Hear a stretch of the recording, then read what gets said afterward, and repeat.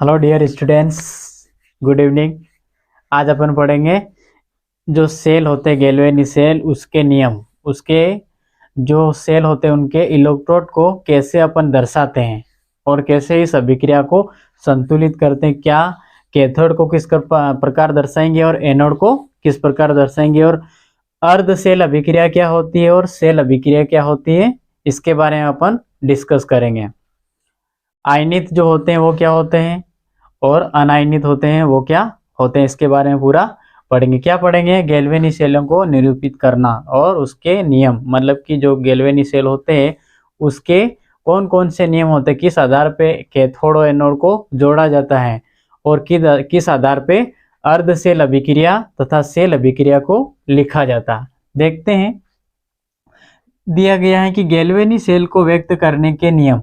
Galvanic cell को किस प्रकार अपन व्यक्त कर सकते हैं। तो गैल्वेनी सेल में इलेक्ट्रोडों को निम्न प्रकार से व्यक्त किया जाता है। जैसे कि ये गैल्वेनी सेल है और इस गैल्वेनी सेल में ये इलेक्ट्रोड है और ये कैथोड इलेक्ट्रोड, ये एनोड है और ये कैथोड, दोनों क्या लगे हुए इलेक्ट्रोड है। और यहाँ पर ये जो एनोड पर लगा हुआ ये कौन सा है? जिंक का है, जिंक है। और यहाँ पर कैथोड पर लगा हुआ ये क्या है? कॉपर का बना हुआ। जो कैथोड व एनोड पर जो इलेक्ट्रोड लगे हुए हैं ये किसके बने हुए हैं? एक तो एनोड पे है वो जिंक का बना हुआ और कैथोड है वो कौन सा? कॉपर का बना हुआ है। फिर क्या है? ZnSO4 के विलयन के अंदर ये डूबे हुए हैं और यहाँ पर कौन सा डूबा हुआ है? CuSO4 के विलयन में कॉपर का डूबा हुआ है।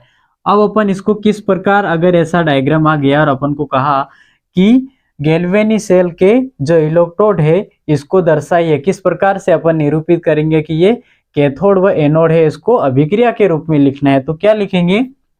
जैसे कि Zn सॉलिड है, जो ठोस है ना, ये है किसका बना हुआ? Zn जिंक का बना हुआ। जिंक को कैसे लिखेंगे? सॉलिड, तो ऐसे लिखेंगे। फिर यहाँ जो विलयन में जो आयन आया है ZnSO4, ये टूट करके ये टूटेगा, क्या हो जाएगा? Zn प्लस आ जाएगा। क्या हो जाएगा?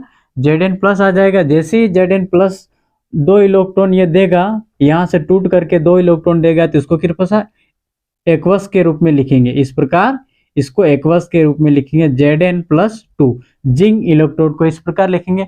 वैसे अपन Cu, यहाँ पर जो इलेक्ट्रोड है ये कैथोड पर है, जो तो सॉलिड है, जो ये कैथोड है, तो यहाँ से जो निकला इसको सॉलिड को क्या लिखेंगे? Cu+, और इसको एक लाइन से अलग कर देंगे। फिर इस विलयन से अलग अगर टूटा है, इस विलयन से CuSO4 से अगर कोई इलेक्ट्रोड ये Cu+ लेके टूटा है, तो उसको कैसे लिखेंगे? Cu+ एक्वस, कॉपर का इलेक्ट्रोड। ये हो गया। फिर वैसे अगर Ag का हो तो Ag को सिल्वर इलेक्ट्रोड को भी इस प्रकार लिख सकते हैं। अब बात आती है कि इसको किस प्रकार अपन लिखेंगे, लिखते समय इसको कैसे ध्यान रखें और किस प्रकार लिखे। तो यहाँ पर लिखेंगे कि सेल निरूपित करते समय एनोड को बाईं ओर, एनोड को कहाँ पर लिखेंगे? बाईं ओर लिखेंगे, तथा कैथोड को दाहिनी ओर लिखेंगे। एनोड को बाईं ओर तथा कैथोड को कहाँ? दाहिनी ओर लिखेंगे, लिखा जाता है। एनोड को दर्शाने के लिए पहले धातु, अगर अपन एनोड को दर्शाते हैं तो पहले क्या आएगा? धातु आएगा, तथा फिर अब विद्युत अपघट्य से प्राप्त आयन आएगा। जैसे कि पहले धातु और फिर विद्युत अपघट्य से प्राप्त आयन आएगा। पहले धातु का अर्थ हुआ कि Zn, क्या हुआ? ये Zn, ये क्या? इलेक्ट्रोड है, मतलब कि पहले ये धातु है और फिर बाद में क्या आएगा? जो विद्युत अपघट्य, जिस विलयन से टूट करके जो आयन प्राप्त हुआ था वो आएगा Zn+2। मतलब कि यहाँ से टूटा था ये और ये प्राप्त हुआ, इसीलिए इसको बाद में लिखा। किसमें? एनोड में। एनोड में लिखते समय क्या करेंगे? सबसे पहले धातु आएगा, फिर इसके बाद में आएगा क्या आएगा? विद्युत अपघट्य के द्वारा टूटा हुआ जो अपघटित हुआ आयन वो लिखा जाएगा। प्राप्त आयन होता है उसको लिखते हैं किसमें? एनोड में। फिर ऐसे कैसे? फिर क्या करेंगे? इन दोनों को खड़ी रेखा से अलग करेंगे। दोनों लिखने के बाद क्या करेंगे? इस खड़ी रेखा के द्वारा इसको अलग करेंगे। किसको? जो धातु तथा विद्युत अपघट्य से प्राप्त धातु आयन को अलग अलग लिखेंगे। तो फिर इसको किससे अलग करेंगे? खड़ी रेखा के द्वारा अलग करेंगे। किसमें? एनोड में। फिर ऐसे कैसे क्या आएगा? कैथोड। कैथोड में क्या होता है? कैथोड में जब अपन लिखते हैं तो धातु आयन, जो धातु विद्युत अपघट्य के द्वारा प्राप्त आयन होता है उसको पहले लिखते हैं तथा धातु को बाद में लिखते हैं। किसमें? कैथोड में। कैथोड में किसमें? कैथोड के अंदर क्या करेंगे? धातु आयन द्वारा प्राप्त, किसी विद्युत अपघट्य के द्वारा धातु आयन प्राप्त होता है उसको पहले लिखते हैं तथा धातु को बाद में लिखते हैं। जैसे कैथोड को दर्शाने के लिए पहले धातु आयन तथा फिर धातु को लिखते हैं। जैसे Cu+2, ये क्या है? विलयन से टूटा हुआ है और ये क्या है? धातु है। तो पहले क्या आएगा? धातु आयन, मतलब कि जो आयन निकला है उसको पहले लिखा है, और Cu क्या है? धातु है, इसको बाद में लिखा है। ये किसमें होता है? कैथोड के अंदर। फिर आगे बात आती है कि अर्धशेल अभिक्रिया क्या है? अर्धशेल अभिक्रिया किसे कहते हैं? अर्धशेल अभिक्रिया क्या होती है? तो अर्धशेल अभिक्रिया क्या होती है? जैसे कि Zn क्या है? सॉलिड है। तो Zn से दो इलेक्ट्रॉन निकले तो Zn+2 और प्लस ये लगा और 2 इलेक्ट्रॉन निकले। ये किसमें होता है? एनोड के अंदर। एनोड के अंदर क्या होता है?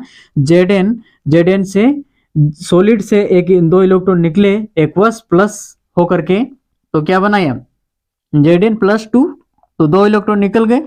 फिर कैथोड में क्या होता है? Cu+2, 2 इलेक्ट्रॉन प्लस हुए, मतलब कि इसने 2 इलेक्ट्रॉन ग्रहण किए हैं। तो क्या हो गया? 2 इलेक्ट्रॉन ग्रहण किया तो क्या हो जाएगा? ये उदासीन हो जाएगा, ये है ना।